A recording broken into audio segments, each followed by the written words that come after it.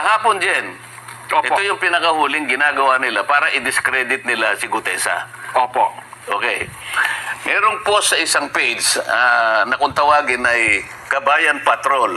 Nako. Sinirculate ito across sa social media. Ito Viral yung yan. nakalagay na post na kung pwede na si Direk. Ayan. Ayan, sinasabi niya, Orly Gutesa breaks silence. Pinilit lang ako nila Defensor at Marcoleta. Aha. Isip-isipin mo yan, Jay.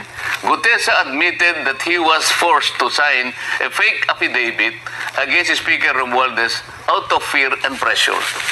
Ito, nakuha na namin kung sino yung gumawa nito eh. Yung page po mismo. Yung Opo. page na ito, ang ginagamit niya dyan ay mga troll farms, ha? Makikita mo na troll farms kasi pinakita nila rito, ang mga accounts ay Vietnamese eh. Ganun po? May Vietnamese accounts, karamihan ha. So Oo, kung halimbawa sa 1,500 Vietnamese at yung iba pa Arabic accounts, para kunwari, maraming Maraming sumusuporta. nagsusuporta at saka kumukomment. Opo. Oo, ha? Ngayon, ibalik nga natin doon para makita natin.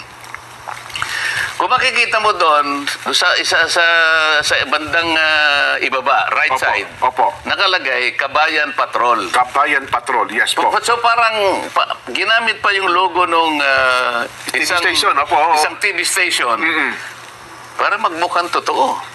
So nakikita nyo ngayon kung ano ang kanilang pakay. Opo. Gumagawa ng isang bagay na hindi totoo. Pinilit namin ni Mike Defensor si Gutesa para gumawa ng isang salaysay. Yan ang lumilitaw dyan. Isang bagay na kabaligtaran. Ngayon, anong pakay ng mga... Hindi lang ito dyan, ha? Opo. Kasi kung punta tayo sa pangalawang slide dyan. Yan. Ayan. May requirements ang Meta kasi dyan, yung Facebook, na bago ka makapag-publish ng ads, kailangan meron kang makikitang meron silang mobile number, no? Yes po. Para magbabayad. Pinacheck ko yung mobile number. Ito ay nakarehistro sa isang tao na nagngangalang Luis Orbon. Ayan, oh. Luis Orbon. Oo. Okay. So, isa sa pangalawang requirements ng Meta, kailangan meron kang email. So, makikita mo dyan yung email nila. Ayan, oh. Hello at cdgminds.com. Ang ano kasi, yung ginagamit nila ay CDG. Yung advertiser is CDG Media Minds. Yes. Ayun makikita mo, no? So yung phone number nakarehistro kay Luis Orbon, ayan ang email nila. At ang website nila, nandyan din dyan, mababasa mo, cdgmediaminds.com. Opo. Ang address nila ay Pasig City, NCR. Yes po. So, kung nakikinig si Luis Orbon din, Kung totoong tao ba niyan? nagtatago bilang CDG Media Minds sa anino ni Luis Orbon. Huwag ka na magtago sapagkat alam mo, kilala kita. Kilala mo ba? Kilala niyo ba? Masyado namang babaw ang pagtatago kasi nila eh. Halatang halata. Akala ba nila? Ba? Alam mo, Luis Orbon, siguro maaring na-underestimate mo ako na hindi ko kayang suriin kung nasaan ka o kung sino ka. Makukuha kita eh. Maghintay ka lang. Kasi akala nyo, hindi kayo marunong sa computer, Sen, at saka hindi kayo marunong sa social media, no?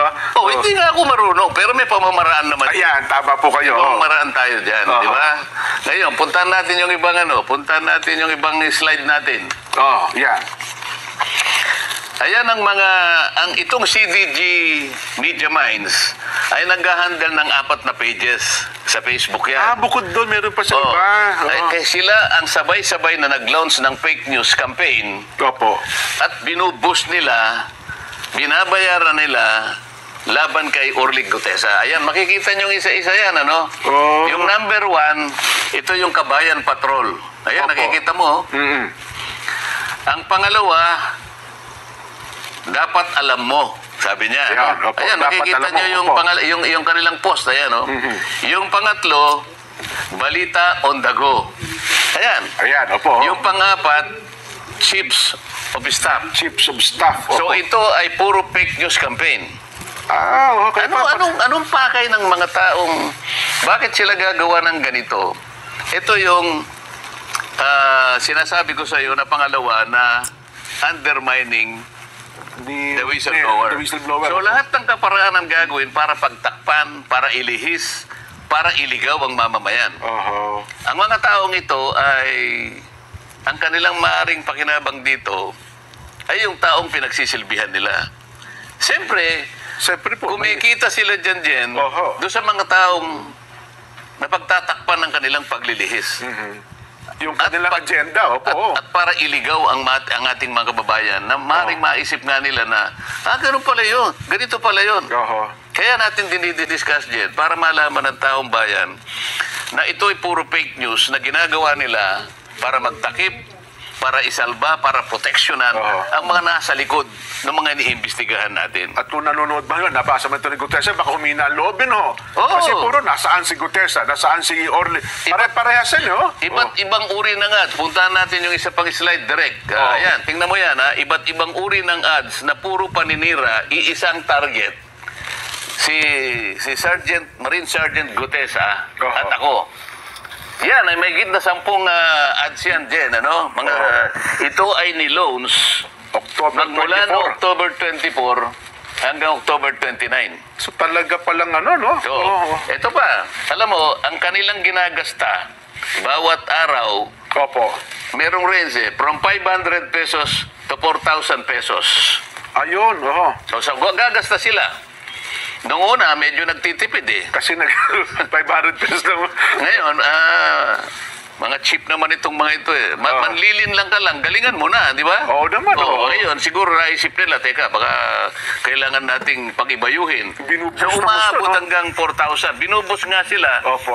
Ang tinatarget nilang audience hanggang 1 million. 1 million users or more. Yes po, So, ang gastos nila, sa loob ng isang buwan, umaabot ng between 20 to 30,000 pesos kasama yung boosting din. So ano ang pakay nila? Manlin lang.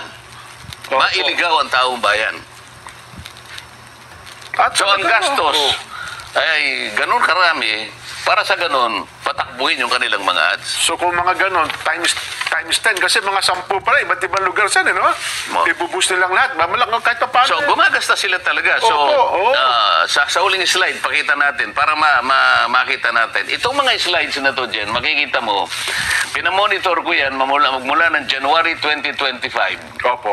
Mga post ito, Jen, na puro papuri sa administrasyon. Pero same page po. Same page. Same page. Yan ay puro papuri sa administrasyon. Ngayon ang kabalintunaan dito, kung ang administrasyon gusto niyang malinis ang skandal na ginawa ng flood control. Bakit ngayon nag-sip sila dun sa paninira? Character assassination na nangyayari. sa investigasyon na ginagamit namin para tukuyin natin, sino ba talaga ang mga tao, malalaking tao na nasa likod ng mga pangyayaring ito? Kung maka-administrasyon kayo, bakit taliwas ang ginagawa nyo ngayon?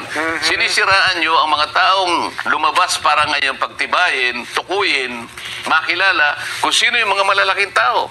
Ba't nagsimula kayo ngayon gumawa ng fake news October 24 hanggang October 29? Alam mo kung bakit?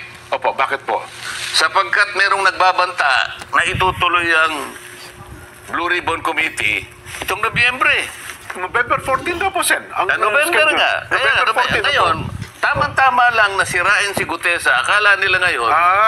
Kapag pinatawag si Gutesa ngayon, sirang-sira na siya. Akala ngayon ng tao, wala na yan. Discredited na yan. Yun ang kanilang objective.